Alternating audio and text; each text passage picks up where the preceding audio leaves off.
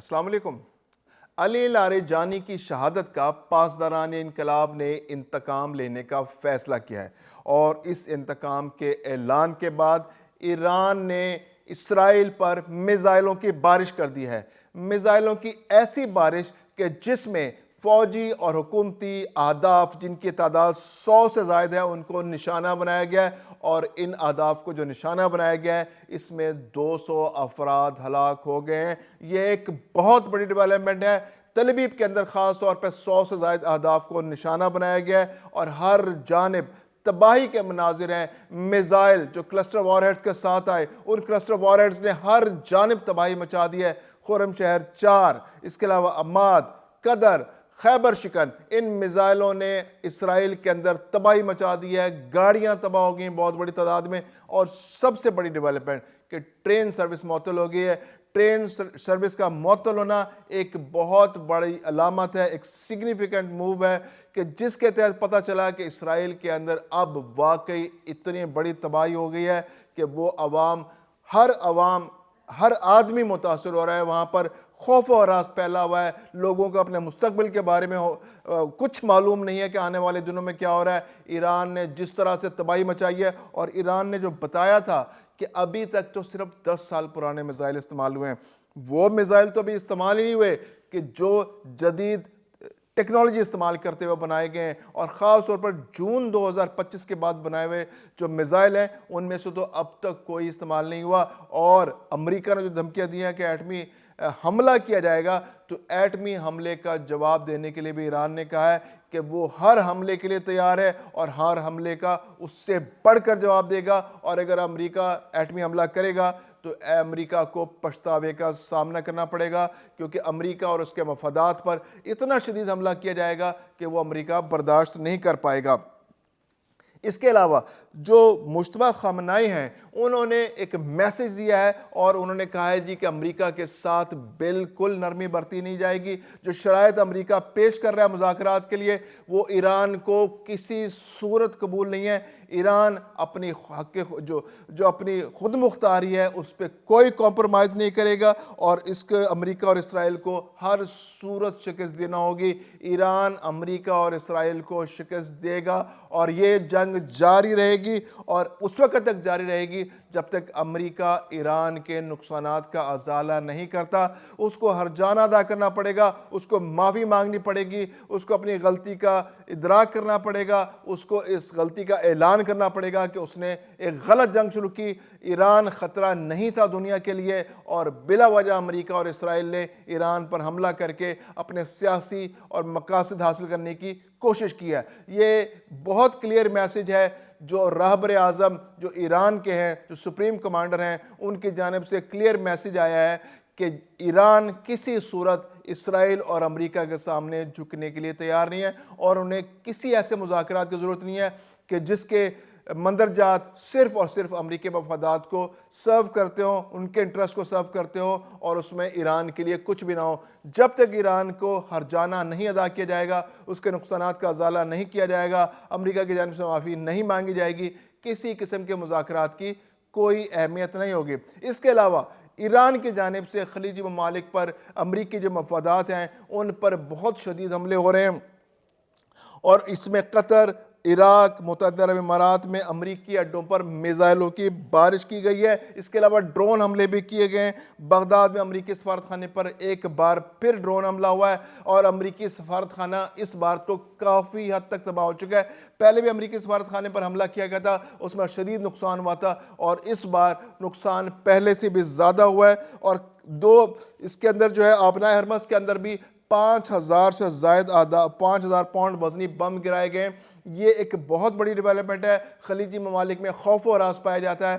خلیجی ممالک اس جنگ کے اندر امریکہ کی وجہ سے بری طرح پھنس چکے ہیں۔ امریکی انٹرسٹ کی وجہ سے ایک ایسی جنگ مسلط کر دی گئی ہے جو ایران پر تو حملہ کیا ہی گیا ہے، ایران میں نقصانات بے تحاشا ہوئے ہیں۔ امریکہ کہہ رہا ہے کہ وہ بہت تیزی سے اپنے اہداف حاصل کر رہا ہے۔ یقیناً اس نے اہداف حاصل کیے ہوں گے، بہت زیادہ نقصان کیا ہوگا، لیکن امریکی مفادات کو بھی نقصان اس کے اندازے سے بہت زیادہ ہوا ہے۔ اور وہ کہاں پہ نقصان ہوا ہے؟ وہ خلیجی ممالک کے اندر ہوا ہے۔ خلیجی ممالک کے اندر جو امریکی اڈے تھے، جو امریکی بیسز تھے، جو امریکی نیول بیسز تھے، وہاں پر ان کا نقصان بہت شدید ہوا ہے۔ اس کے علاوہ آبنائے ہرمز کے اندر بھی امریکہ کے دوستوں، اسرائیل کے دوستوں کے لیے موو کرنا مشکل ہے۔ صرف وہ جہاز حرکت کر پا رہے ہیں جو ایران کے دوست ہیں۔ پاکستان کے جہازوں کے لیے کوئی مسئلہ نہیں ہے۔ ابو ظہبی سے آنے والے، دبئی سے آنے والے جو جہاز پاکستان آ رہے ہیں ان کے لیے کوئی پرابلم نہیں ہے۔ ایران ان کے لیے رستہ پرووائڈ کر رہا ہے، لیکن وہ ممالک جو اسرائیل کے بہت قریب ہیں ان کے لیے تجارت روک دی گئی ہے۔ جو امریکہ کے گود میں بیٹھے رہتے ہیں ان کے لیے تجارت کے کوئی چانسز نہیں ہے، کیونکہ وہاں پر بارودی سرنگوں کا خوف اتنا شدید پھیل چکا ہے۔ اور اس کے علاوہ اپنا ہرمز کے اندر اب ایران کی جانب سے حملے بھی کیے جا رہے ہیں، اور جو جہاز ایران کی مرضی کے بغیر وہاں سے گزرنے کی کوشش کر رہا ہے اس کو ہٹ کیا جا رہا ہے۔ اس کے علاوہ جو امریکی بحریہ کا جو بحری بیڑا تھا، جو ایئر کرافٹ کیریئر جیراڈ، وہاں پر اس پر حملہ کیا گیا تھا، اس میں بھی شدید نقصان ہوا ہے۔ 600 سے زائد افراد جو ہیں ان کے وہاں پر رہنے کا انتظام تھا۔ ویسے تو 4,500 لوگ وہاں موجود تھے، لیکن 600 افراد جو ہے وہ متاثر ہوئے۔ 30 گھنٹے سے زیادہ لگے وہاں پر آگ پر قابو پانے کے لیے۔ یہ ایک بہت بڑا سیٹ بیک ہے۔ ایک بحری بیڑا تو دشمن کو قابو کرنے کے لیے استعمال کیا جاتا ہے، لیکن یہاں تو اپنے بحری بیڑے کی حفاظت، اس کے علاوہ جو اس کے ساتھ جو ڈسٹرائر، جو شپس چلتی ہیں، جو میزائلوں کو روکنے کے لیے استعمال ہوتی ہیں، وہ پتہ چل گیا اس بار کہ وہ بالکل غیر مؤثر ہے۔ وہ اپنے بحری بیڑے کا دفاع ہی نہیں کر پائیں۔ تو اس بار اس جنگ نے یہ بھی طے کر دیا ہے کہ آنے والی جنگوں کے اندر بحری بیڑوں کا کوئی سکوپ نہیں ہے۔ بحری بیڑے لائبلٹی بن چکے ہیں۔ بحری بیڑے اگر ہوں گے، استعمال کیے جائیں گے، تو وہ اتنی دور کھڑے کیے جائیں گے کہ وہ میزائلوں کے حدود سے باہر ہو۔ 800 کلومیٹر دور کھڑے ہونے کے باوجود بھی یہ میزائل حملے جو ایران کے جانب سے کیے گئے ان کا شکار ہو گئے۔ علی لاریجانی کی شہادت کے بعد اس وقت امریکہ اور اسرائیل پر ایران قہر بن کر نازل ہو رہا ہے۔ علی لاریجانی کی شہادت جو ہے ایک بہت بڑا سیٹ بیک ہے ایران کے لیے۔ ایک بہت بڑا لیڈر جو اپنے بیٹے کے ساتھ وہاں شہید ہوا ہے، اور ان کا بیٹا بھی وہ اپنی بیٹی کے گھر جا رہے تھے ملنے کے لیے، اور اس دوران ان پر حملہ کیا گیا، جاسوسی کی گئی، مخبری کی گئی۔ یہ ایک ایسے لیڈر تھے جو اس وقت ایران کا ایک سفارتی چہرہ تھے، ایران کا ایک فیس تھے۔ ایران نے جو ایٹمی معاملات پر جو مذاکرات کیے گئے تھے وہ ان میں بھی ایران کو علی لاریجانی ریپرزینٹ کر رہے تھے۔ تو ایک بڑے لیڈر کے طور پر ابھر کر وہ سامنے آئے تھے، تو ان کو نشانہ بنایا جانا یقیناً ایران کے لیے ایک بہت بڑا سیٹ بیک ہے۔ اس کے علاوہ جو ان کے ایک اور لیڈر جو ان کی بسیج فورسز تھی، ان کے جو جرنیل تھے، اور ان کو بھی شہید کر دیا گیا ہے، یہ بھی ایک بہت بڑا سیٹ بیک ہے۔ امریکہ اس حد تک درست کہہ رہا ہے کہ وہ جو اس کے اہداف ہے، یعنی کہ پہلی ٹیئر، دوسری ٹیئر، تھرڈ ٹیئر، جو بھی لیڈر آگے بڑھتے ہیں، جن کے پاس قیادت آتی ہے، امریکہ ان کو نشانہ بنا رہا ہے۔ تو یہ تو خود امریکہ اپنے پاؤں پر کلاڑی مار رہا ہے کہ کل کو اس کو مذاکرات کرنے پڑیں گے تو اس کے پاس تو پھر ایران کے پاس تو کوئی ایسے لیڈر موجود ہی نہیں ہوں گے کہ جو امریکہ کے ساتھ مذاکرات کر سکے، کیونکہ وہاں پر تو اس وقت پورے کا پورا ملک حالت جنگ میں ہے۔ ہر آدمی فوجی بن چکا ہے، ہر آدمی لڑنا چاہتا ہے، اور ایک انڈیپینڈنٹ ہر جگہ، ہر یونٹ اپنے طور پر انڈیپینڈنٹلی اس جنگ کے اندر حصہ لے رہا ہے۔